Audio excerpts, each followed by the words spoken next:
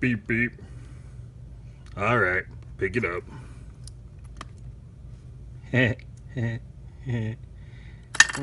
Oh.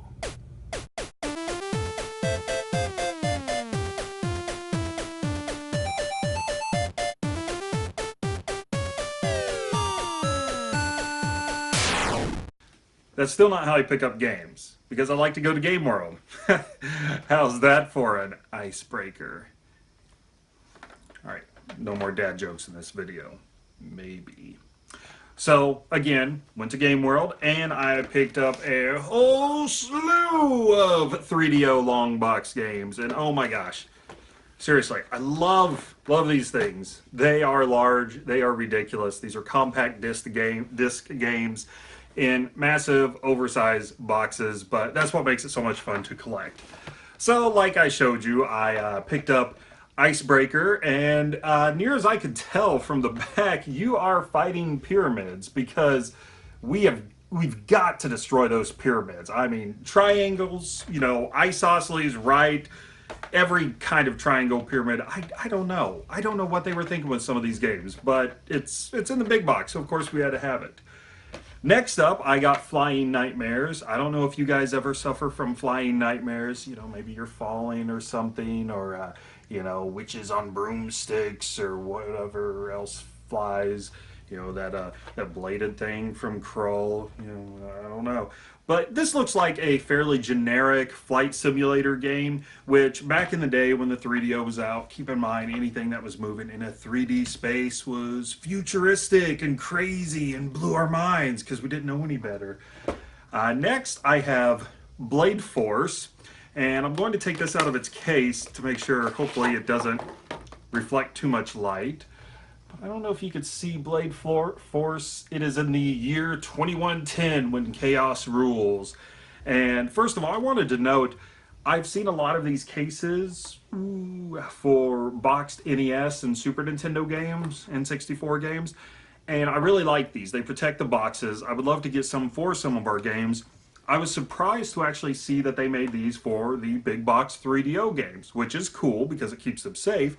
But this one, what's really interesting is if you can see that seam, it looks like this is factory sealed. I don't think this is the same heat shrink wrap that they use typically in retail stores to rewrap something. So I think it's factory sealed. So it's going to be fun to break into that and see what all's in there and everything. You know, you got this crazy robot guy with his gun on the front. I went ahead and picked up Sid Meier's CPU Bach.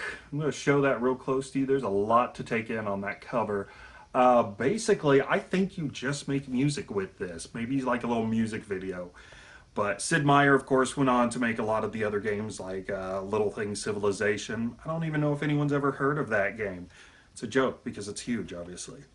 The interesting thing about this, though, two things, was the way the disc sits in there. It is on this sheet of cardboard. I don't know if you can see the thickness to that, but it is just basically sitting on that. It doesn't have like the little typical jewel case, you know, piece that holds the disc in securely. When I opened this, actually, it's not scratched or anything, but it was sliding all around. The other weird thing about this was the booklet. So here's the book. And they went for the long format. So they went left to right in this weird way. I just thought that was so strange.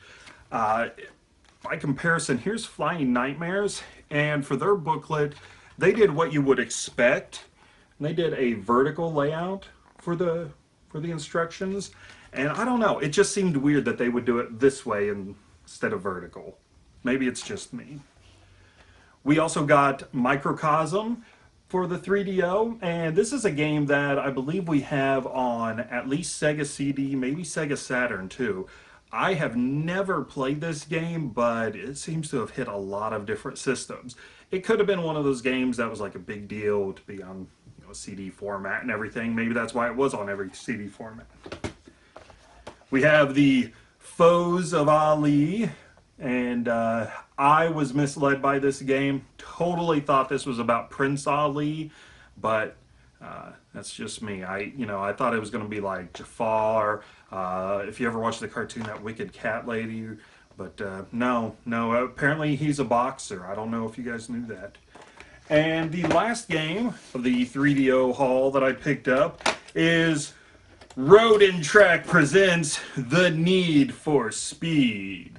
Now, this is actually a game series that went on to become fairly popular in the PlayStation and PS2 era. And the funny thing is, I'm pretty sure this is where it began. It began on the 3DO. Pretty sure. Could be wrong.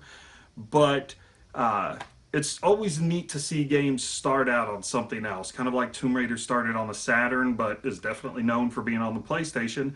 Kind of the same thing here. Started out on the 3DO. It's known to be on the PlayStation and other systems. And it's actually a franchise that has lasted. But we got the old school game right here. And of course, all these games have different layouts on the inside. I love the springiness. I don't know if this will show up on video, but there's this space right here that allows for the disc to spring up and down. And a lot of times they will do the booklet over here. It's kind of the same thing. So if you have a really thick booklet, you have plenty of room to put that in there, or multiple discs. I don't know if the 3DO ever did a multiple disc game. But anyway, 3DO games, always fun to collect. I love going to Game World. If you're in the Springfield area, Nixa area, Ozark, whatever, you should give them a look-see sometime and let them know that I sent you there, and maybe they'll just say, hey, thanks, but not give me anything because it's a legitimate business, and that's not how business works. Like, comment, and subscribe. Tell me how you pick up games and what games you picked up lately. See you later, nerdlings.